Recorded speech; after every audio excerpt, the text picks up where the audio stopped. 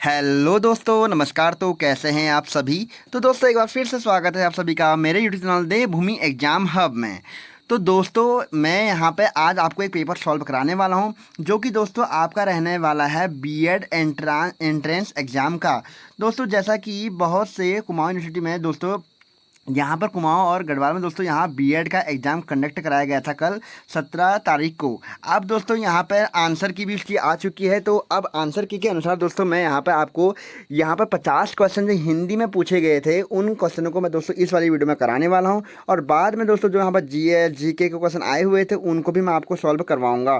ठीक है दोस्तों, तो आज हम पहला पार्ट कर लेते हैं 50 क्वेश्चनों का जो हिंदी वाला पोर्सन है। ठीक है दोस्तों, क्योंकि ये क्वेश्चन हमारे जो अब आगामी पेपर्स हैं उनके लिए भी इंपॉर्टेंट हो जाते हैं। तो यहाँ पर हम शुरू कर लेते हैं इस वीडियो को, क्योंकि दोस्तों आपको पता होगा कि जो ईओ का एग्ज़ाम है उसमें 100 नंबर की हिंदी पूछी जानी है। तो हो सकता है दोस्तों कि यहाँ से भी कोई क्वेश्चन वहाँ पिक कर लिया जाए। ठीक है, तो शुरू करते हैं आज की वीडियो को। तो दोस्तों पहला क्वेश्चन में पूछा गया था कि सही विकल्प का चयन करें। पर्यायवाची शब्द कौन सा विकल्प दिए गए शब्द का पर्यायवाची नहीं है। तो दोस्तों इसमें से पूछा गया कि कौन सा इसमें पर्यायवाची सही नहीं है। तो हमको दिया गया है अश्व, अश्व का हय दिया है, घोटक दिया है, तुरंग दिया है। तो दोस्तों यहाँ पे आप सभी को पता होगा कि जो अश्व के जो पर्यायवाची शब्द होते हैं, हय होता है, घोटक होता है, तुरंग होता है, सैंधव होता है दोस्तों, और भी यहाँ पर दोस्तों बहुत सारे पर्यायवाची शब्द यहाँ पे घोड़े के होते हैं। लेकिन दोस्तों अनंत जो है इसका पर्यायवाची शब्द नहीं होता है। तो आंसर डी बिल्कुल सही रहेगा। दूसरा क्वेश्चन है जल का पर्यायवाची शब्द कौन सा नहीं होगा। दोस्तों आप सभी पता होगा कि जल का सलिल होता है, अम्बु होता है, पय होता है, लेकिन आपका दोस्तों यहाँ पे जल का पर्यायवाची शब्द नहीं होता है। दोस्तों जो अपगा होता है, अपगा होता है दोस्तों, जो अपगा वो होता है हमारा नदी का। ठीक है, ध्यान रखना कि अपगा किसका होता है, नदी का होता है। ठीक, उसके बाद तीसरा क्वेश्चन है कामदेव का पर्यायवाची शब्द कौन सा नहीं होगा। कामदेव का दोस्तों मकर केतु होता है, पुष्पचाप होता है, अनंग होता है, लेकिन दोस्तों स्कंद जो है कामदेव का पर्यायवाची नहीं होता है।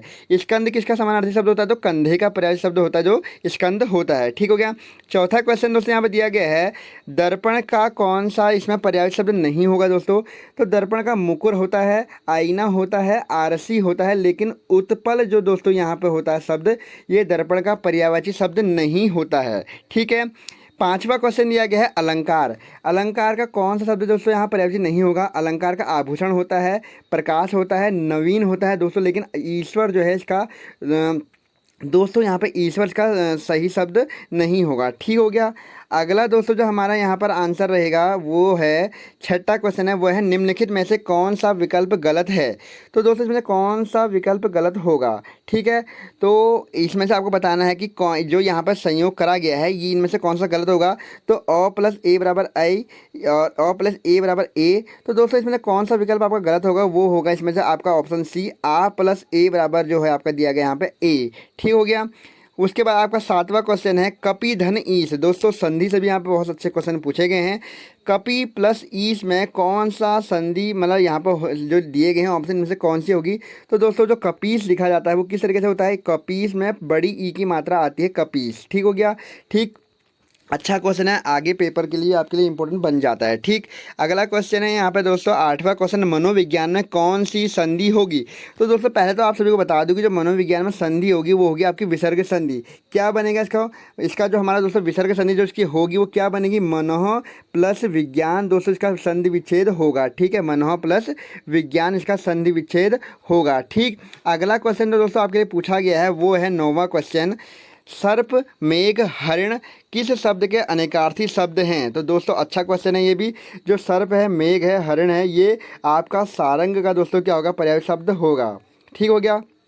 अब दोस्तों यहाँ पे 10वां क्वेश्चन है अतिवृष्टि का विलोम शब्द है।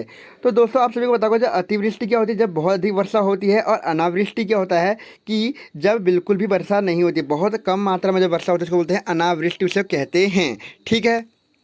अब दोस्तों आपका जो 11वां क्वेश्चन है, दोस्तों 11वां क्वेश्चन से बढ़ने से पहले मैं आप सभी को बता दूंगा, अगर आपको ये मेरे द्वारा दिया गया पेपर अच्छा लग रहा हो और इसमें कोई अगर गलती होती हो दोस्तों, तो प्लीज़ कमेंट बॉक्स में कमेंट कीजिए क्वेश्चन के साथ, उसे मैं आपको सही करके उसका आंसर पिन कर दूंगा। ठीक है, और वीडियो को लाइक भी कीजिए और दोस्तों के साथ शेयर करना बिल्कुल ना भूलें। दोस्तों अब शुरू करते हैं हम अगला क्वेश्चन, जो कि आपका 11वां क्वेश्चन है, छलिया पठनीय और कहानी में कौन सा प्रत्यय निहित है। तो दोस्तों आप सभी को यहाँ पर समझ में आ रहा होगा, जो आपका छलिया है इसमें कौन सा होगा, तो ईया प्रत्यय हो रहा है, पठनी में कौन सा होगा, ई प्रत्यय हो रहा है, और कहानी में आनी प्रत्यय हो रहा है। तो आपका डी ऑप्शन बिल्कुल सही रहेगा। 12वां क्वेश्चन है रेलगाड़ी शब्द क्या है। तो दोस्तों आप सभी को बता दें कि जो रेलगाड़ी है वो किस प्रकार का शब्द है, रेल प्लस गाड़ी से मिलकर बना हुआ है। ठीक है, तो ये आपका क्या होगा, संकर शब्द दोस्तों, ये आपका इसका बिल्कुल सही आंसर रहेगा। दो भिन्न भिन्न भाषाओं से जो जो कि जिस शब्द का प्रयोग बनता है उसे हम क्या बोलते हैं, संकर शब्द से बोलते हैं। ठीक है, रेलगाड़ी में दोस्तों आप मुझे कमेंट बॉक्स में कमेंट करके बताइए कि रेल और गाड़ी जो है किन किन भाषाओं से लिए गए हैं। ठीक है, अगला हमारे पास 13वां क्वेश्चन है, गुरु ने समझाया कि सदा सत्य बोलना चाहिए, यह वाक्य उदाहरण है। तो दोस्तों आपको यहाँ पे बताना है कि जो यहाँ पर वाक्य दिया गया है, गुरु ने समझाया कि सदा सत्य बोलना चाहिए, ये रचना के आधार पर किस प्रकार का वाक्य है। तो दोस्तों यहाँ पर आपको दिया गया है सरल वाक्य। दोस्तों ये आपका नहीं हो सकता, क्योंकि आप सभी को पता होगा कि मिश्र वाक्य में क्या होता है कि दो उपवाक्य इसमें जुड़े हुए होते हैं, जिसमें कि पहले वाले का संबंध दूसरे से होता है। तो यहाँ पर पहला वाक्य पूरा नहीं हो रहा है कि गुरु ने समझाया कि, उसने क्या समझाया कि सदा सत्य बोलना चाहिए। तो दोस्तों यहाँ पर आपका आंसर क्या होने वाला है, मिश्र वाक्य बिल्कुल सही होने वाला है। 14वां क्वेश्चन है, कौन सा विकल्प उभयलिंगी नहीं है। तो दोस्तों मैं आप सभी को बता दूं, जितने भी हमारे पद होते हैं, जो भी जैसे आपका डॉक्टर है, प्रधानमंत्री है, सचिव है, और दोस्तों आपका कोई भी पद आपका जो होता है वो हमेशा उभयलिंगी होता है। लेकिन ये बोला कि कौन सा नहीं होता है, प्रधानमंत्री होगा, डॉक्टर होगा, इंजीनियर होगा, लेकिन जो विधाता है दोस्तों आपका, ये उभयलिंगी नहीं होगा। ठीक है, विधाता आपका जो दोस्तों कौन सा इसमें दोस्तों आपका होगा, स्त्रीलिंग या पुल्लिंग में से कौन सा लिंग होगा दोस्तों आपको, तो आपको मुझे कमेंट बॉक्स में कमेंट करके बताना है कि इसमें कौन सा लिंग होगा। ठीक, 15वां क्वेश्चन है, सदा बहुवचन में प्रयोग होने वाले शब्द है। तो दोस्तों ये क्वेश्चन भी आपका, जो ये आपका बीएड का दोस्तों आपका इसमें हिंदी पूछी गई है ना, तो वो आपका यूके एसएससी, यूके पीएससी, जो भी आपके एग्जाम होने वाले सबके लिए इंपॉर्टेंट रहने वाले, क्योंकि सारे जो यहाँ से क्वेश्चन पिक करे गए हैं हमारे ही सिलेबस से अकॉर्डिंग पूछे गए हैं। ठीक है, तो सदा बहुवचन में दोस्तों आपका जो प्रयोग होता है वो किसका होता है, प्राण का दोस्तों आपका क्या सदा बहुवचन में प्रयोग होता है, प्राण चले गए। ठीक है ना दोस्तों, हमेशा क्या होता है कि इसमें बहुवचन में प्रयोग होता है। ठीक है, अगला आपके पास 16वां क्वेश्चन है दोस्तों, वो है आविर्भाव शब्द का विलोम है। तो दोस्तों ये तो बहुत इजी है, आविर्भाव का तिरोभाव होता है। अगला है 17वां क्वेश्चन, अवनी शब्द का दोस्तों क्या होता है, तो अवनी का दोस्तों अंबर होता है। ठीक है, विलोम। रिजु का दोस्तों क्या होता है, विलोम, रिजु का दोस्तों आपका वक्र होता है। उसके बाद 19वां क्वेश्चन है, निषिद्ध शब्द का विलोम है। तो निषिद्ध का दोस्तों होता है क्या, आपका विहित। ठीक हो गया, अच्छा क्वेश्चन दोस्तों, यहाँ विलोम से भी 5 क्वेश्चन पूछे गए हैं।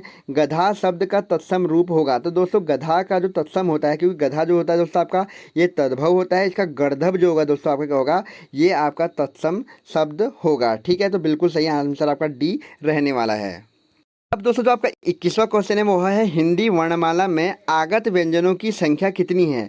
तो दोस्तों आपको सब पता होगा कि जो आगत व्यंजन है दोस्तों उसमें आपकी संख्या कितनी है, 2 आपके आगत व्यंजन हैं। ठीक है दोस्तों, जो आगत व्यंजन है आपके कौन कौन से हैं, ड और ढ। दोस्तों आपके क्या है, ड और ढ जो आपका है दोस्तों, ये आगत व्यंजन आपके होते हैं। ठीक है, और आपको एक चीज़ और ध्यान रखना, आगत व्यंजनों को हम उत्क्षिप्त व्यंजन भी कहते हैं। ठीक है, या द्विगुण व्यंजन भी कहते हैं। दोस्तों कभी पूछ सकते हैं कि द्विगुण व्यंजन कौन से हैं, तो ड और ढ जो आपका होता है दोस्तों, ये द्विगुण व्यंजन होते हैं। ढक्कन वाला ढ दोस्तों जो आपका होता है, ये भी आपका क्या होता है, द्विगुण व्यंजन। 2 इनकी संख्या होती है 2। ठीक है, अगला क्वेश्चन है 22वां, ओम स्वर है। तो दोस्तों आपको पता होगा कि जिसमें दीर्घ स्वर से भी दुगुना समय लगता है उसको क्या बोलते हैं हम दोस्तों, प्लुत स्वर से कहते हैं। ठीक हो गया, ओम जो दोस्तों आपका लिखा जाता है तो ये क्या होगा, आपका प्लुत स्वर का उदाहरण होगा। ठीक है, अगला हमारे पास 23वां क्वेश्चन है, दंत उच्चारण स्थान वाला व्यंजन है।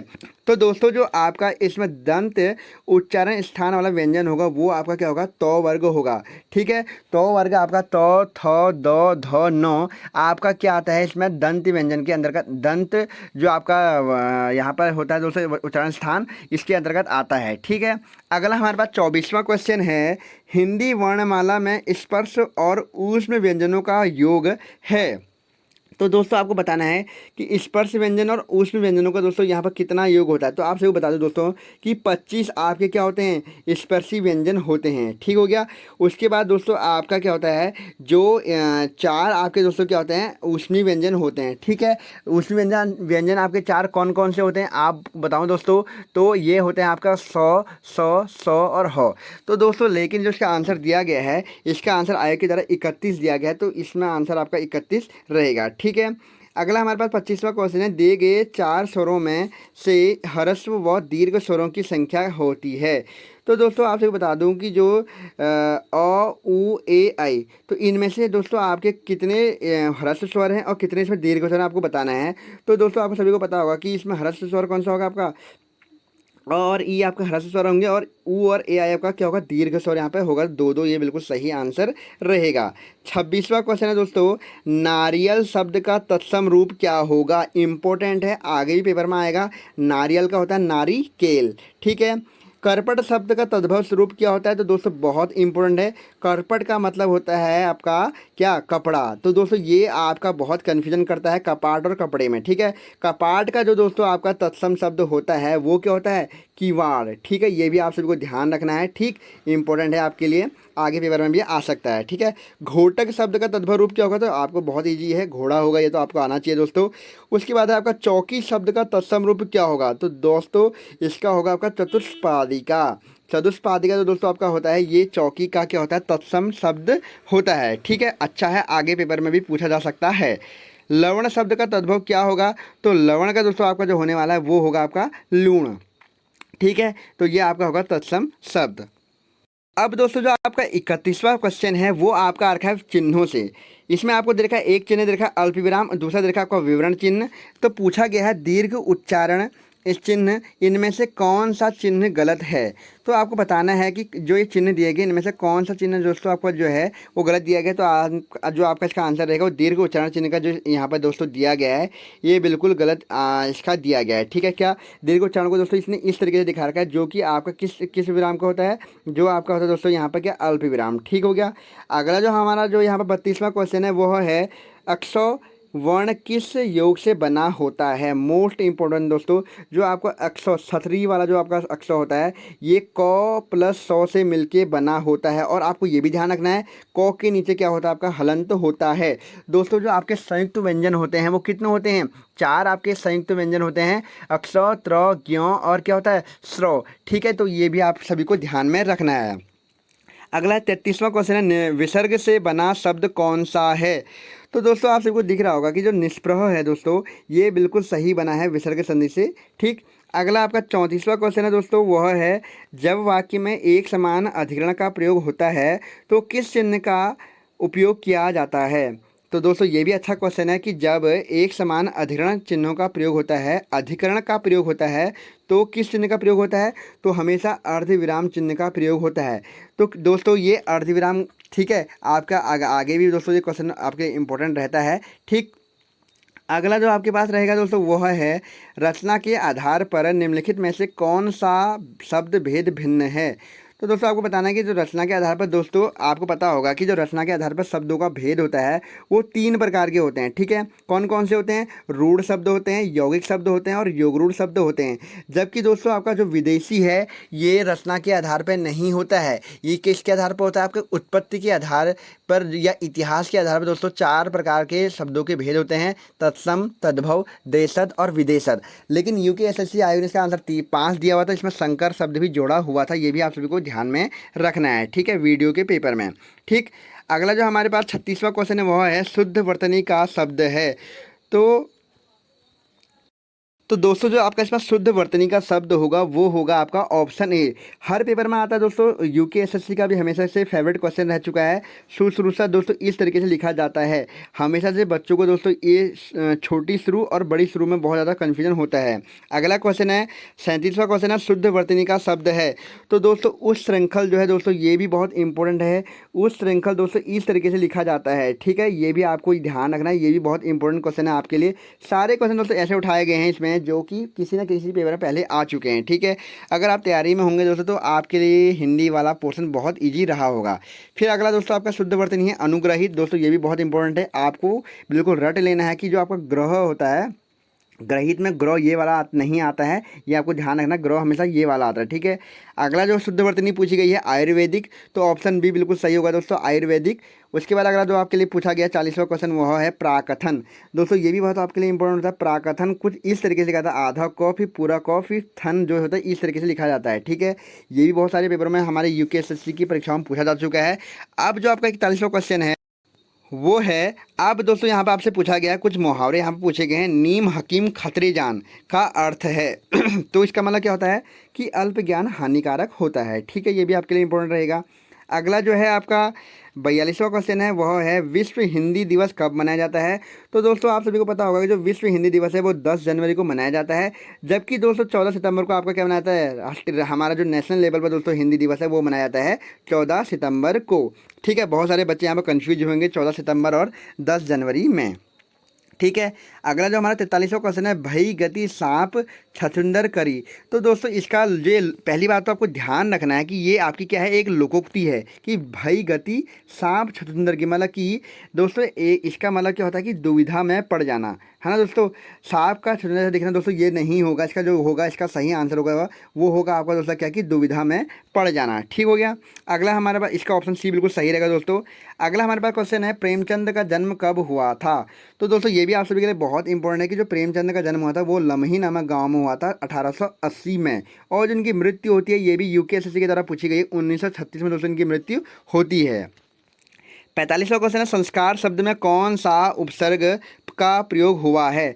तो दोस्तों पहले तो आप सभी को बता दूं कि संस्कार में जो है आपकी व्यंजन संधि होती है, और संस्कार जो समधन कार होती है, इसकी क्या संधि जो होती है समधन कार होती है। ठीक है, अब जो आपके लिए 46वां क्वेश्चन है वह है, रिपोर्टार्ज किस भाषा का शब्द है। तो दोस्तों आप सभी को पता होगा कि जो रिपोर्टार्ज है आपका फ्रांसीसी भाषा का शब्द है। ठीक है, ये भी आपके लिए बहुत ज़्यादा इंपॉर्टेंट रहेगा आगामी पेपर्स के लिए। आप दोस्तों मुझे कमेंट बॉक्स में कमेंट कीजिए कि जो मुहावरा आपका शब्द है वो किस भाषा से लिया गया है। ठीक है, कौन सी भाषा का शब्द है मुहावरा। ठीक है, अगला आपके लिए क्वेश्चन है, वाक्य में प्रयुक्त शब्द को कहते हैं। तो जो वाक्य में प्रयुक्त शब्द होते हैं दोस्तों को क्या कहते हैं, पद। पदों से मिलकर क्या बनता है, वाक्य बनता है। ठीक है, ऑप्शन भी बिल्कुल सही रहेगा। 48वां क्वेश्चन है, यद्यपि मोहन धनी है तथापि बहुत दुखी है। तो इसका मतलब क्या होगा दोस्तों, ये कौन सा वाक्य है। तो दोस्तों मैं आप सभी को बता दूं कि जहाँ पर दो उपवाक्य क्या होते हैं, जुड़ते हैं, दो उपवाक्यों को जहाँ पर दोस्तों जुड़ाव दिखता है, हमेशा दोस्तों आपको ध्यान रखना वहाँ पर कौन सा वाक्य होगा, संयुक्त वाक्य होगा। यहाँ पे किन इनको कौन जोड़ा है, तथापि। जैसे कि दोस्तों आपको तथापि दिखेगा, जो दिखेगा, सो दिखेगा, और दोस्तों और दिखेगा, और दोस्तों तथा दिखेगा। दोस्तों यहाँ पर हमेशा क्या होगा, आपका संयुक्त वाक्य होगा। और 50वां क्वेश्चन, राष्ट्र की भावनावाचक संज्ञा क्या होगी। तो दोस्तों आप सभी को ध्यान रखना कि राष्ट्र की जो भाववाचक संज्ञा होगी वो हमेशा क्या होगी, राष्ट्रीयता होगी। ठीक होगा, ये भी आप इसलिए के लिए इंपॉर्टेंट क्वेश्चन रहेगा। हमेशा से भाववाचक संज्ञा से क्वेश्चन पूछे जा चुके हैं।